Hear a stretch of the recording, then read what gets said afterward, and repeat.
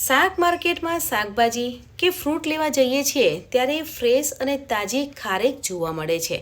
હવે ખારેક બે જાતની આવે છે, એક પીળી ખારેક અને લાલ ખારેક. આજે આપણે લાલ ખારેકનો મિલ્કશેક બનાવીશું. લાલ ખારેકમાંથી મિલ્કશેક બનાવીએ છીએ તો એકદમ ક્રીમી અને ડિલિશિયસ મિલ્કશેક બને છે. બાળકીઓને ગૌરી વ્રત ચાલે છે ત્યારે આ રીતે મિલ્કશેક બનાવી અને તમે આપી શકો છો. Hello friends, welcome back to Bhavini's kitchen. Friends, આજે આપણે લાલ ખારેકનો મિલ્કશેક બનાવીએ છીએ, એટલે મેં અહીંયા લાલ ખારેક લીધી છે. તમારે પીળી ખારેક લેવી હોય તો પણ તમે લઈ શકો છો. હવે ખારેકને ધોઈ લેવાની છે અને ક્લીન નેપકિનથી લૂછી લેવાની છે. ખારેકને ઝીણી સમાઈ લેવાની છે, પણ ખારેકને સમારીએ છીએ ત્યારે અંદર જે બી આવે છે તેને કાઢી લેવાના છે. એટલે આપણે બધી જ ખારેકને સમાઈ લઈશું. અહીંયા મેં એક બાઉલ ખારેક લીધી છે, પણ તમારે ઓછી ખારેક લેવી હોય તો પણ લઈ શકો છો. અને અહીંયા મેં લાલ ખારેક લીધી છે, પણ તમારે પીળી ખારેકનો મિલ્કશેક બનાવવો હોય તો પણ તમે બનાવી શકો છો. તો મેં બધી જ ખારેકને ઝીણી સમાઈ લીધી છે. હવે આપણે ડ્રાયફ્રૂટ લેવાના છે. અહીંયા મેં 2 ચમચી કાજુ, 2 ચમચી બદામ અને 3 ચમચી મખાના લીધા છે. તમારે મખાના 2 ચમચી લેવા હોય તો પણ તમે લઈ શકો છો, પણ અહીંયા મેં બધા જ ડ્રાયફ્રૂટ 2 ચમચી લીધા છે. હવે ડ્રાયફ્રૂટને પણ ઝીણા સમાઈ લેવાના છે, કેમ કે આપણે મિલ્કશેક બનાવીએ છીએ એટલે ડ્રાયફ્રૂટને ઝીણા સમાઈ લઈશું અને મખાનાને પણ સમાઈ લઈશું.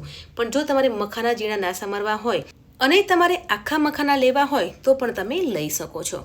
હવે આપણે પેનમાં 1 ચમચી ઘી લેવાનું છે.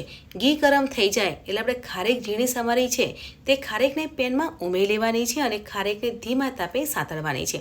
ખારેકને આપણે ધીમા તાપે સાતળીએ છીએ ને ત્યારે મિલ્કશેક એકદમ ક્રીમી અને ડિલિશિયસ બને છે. હવે ખારેકને 2 મિનિટ સાતળવાનું છે અને ઢાંકણ ઢાંકી અને બીજા 2 મિનિટ મૂકી દેવાનું છે, એટલે ખારેક એકદમ સોફ્ટ થઈ જશે.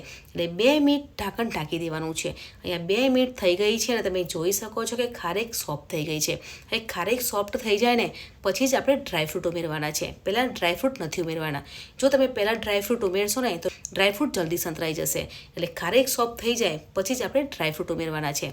ડ્રાયફ્રૂટને ઉમેરી અને 1 થી 2 મિનિટ સાંતળી લેવાનું છે અને 1 મિનિટ ઢાંકણ ઢાંકી દેવાનું છે. એટલે આપણે જે મખાના ઉમેર્યા છે ને તે સોફ્ટ થઈ જશે અને કાજુ અને બદામનો કલર ચેન્જ થઈ જશે. અહીંયા 1 મિનિટ ઢાંકણ ઢાંકી દેવાનું છે. અહીંયા 1 મિનિટ થઈ ગઈ છે. તમે જોઈ શકો છો કે કાજુ બદામનો કલર ચેન્જ થઈ ગયો છે અને આપણે જે ખારેક ઉમેરી હતી ને તે પણ સરસ એવી સોફ્ટ થઈ ગઈ છે. હવે આપણે થોડા ડ્રાયફ્રૂટ એક બાઉલમાં લઈ લેવાના છે, કેમ કે મિલ્કશેક બનાવીએ છીએ એટલે લાસ્ટમાં આપણે ઉપયોગમાં લઈશું. હવે આજે આપણે મિલ્કશેક બનાવીએ છીએ એટલે 2 ગ્લાસ દૂધ ઉમેરવાનું છે. પણ જો તમારે ખીર બનાવવી હોય તો 1 કપ દૂધ ઉમેરવાનું છે. પણ મિલ્કશેક બનાવીએ છીએ એટલે 2 ગ્લાસ દૂધ ઉમેરવાનું છે અને સાથે મિક્સ કરી લેવાનું છે. હવે દૂધને ઉકળવા દેવાનું છે, પણ દૂધ ઉકળે ને તેના પહેલાં ખાંડ ઉમેરવાની છે. ખાંડ તમે તમારા ટેસ્ટ પ્રમાણે વધારે અને ઓછી કરી શકો છો, પણ અહીંયા મેં 3 ચમચી ખાંડ લીધી છે, કેમ કે ખારેક સ્વીટ હોય છે એટલે 3 ચમચી ખાંડ ઉમેરવાની છે અને 2 ચમચી મિલ્ક પાવડર ઉમેરવાનો છે. મિલ્ક પાવડર ઉમેરીએ છીએ ને તો મિલ્કશેક એકદમ ક્રીમી અને ડિલિશિયસ બને છે. ખાંડ અને મિલ્ક પાવડરને સાથે મિક્સ કરી લેવાનું છે અને દૂધને ઉકળવા દેવાનું છે. દૂધ ઉકળશે ને એટલે ઘટ બનશે, એટલે મિલ્કશેક જે બહાર માર્કેટમાં મળતું હોય છે ને તેવું જ મિલ્કશેક ઘરે બનીને તૈયાર થઈ જશે. નાની બાળકીઓને ગૌરી વ્રત ચાલે છે ને ત્યારે તમે પણ આ રીતે ખારેકનો મિલ્કશેક બનાવી અને બાળકીઓને આપી શકો છો. તમે ખીર પણ બનાવી અને આપી શકો છો. તો અહીંયા દૂધ સરસ એવું ઉકળી ગયું છે અને ઠંડુ થવા દેવાનું છે. એ દૂધ ઠંડુ થઈ જાય પછી દૂધને એક પેનમાં લઈ લેવાનું છે. હવે આજે આપણે મિલ્કશેક બનાવીએ છીએ ને એટલે તેને ક્રશ કરી લેવાનું છે. તો હવે આપણે બ્લેન્ડરથી ક્રશ કરી લઈશું. તમારે બ્લેન્ડરથી ક્રશ ના કરવું હોય અને મિક્સર જારમાં ક્રશ કરવું હોય તો પણ તમે કરી શકો છો. પણ આજે આપણે મિલ્કશેક બનાવીએ છીએ એટલે દૂધ વધારે ઉમેરવાનું છે. તો અહીં આપણો મિલ્કશેક બનીને તૈયાર થઈ ગયો છે. ફ્રેન્ડ, શાક માર્કેટમાં શાકભાજી લેવા જઈએ કે ફ્રૂટ લેવા જઈએ ને ત્યારે એકદમ ફ્રેશ અને તાજા ખારેક જોવા મળે છે. તમે પણ આ રીતે ખારેકમાંથી મિલ્કશેક બનાવી શકો છો. ખારેકની ખીર પણ બનાવી અને તમારા બાળકોને આપી શકો છો. એકદમ ટેસ્ટી અને ડિલિશિયસ ખારેકનો મિલ્કશેક બનીને તૈયાર થઈ ગયો છે.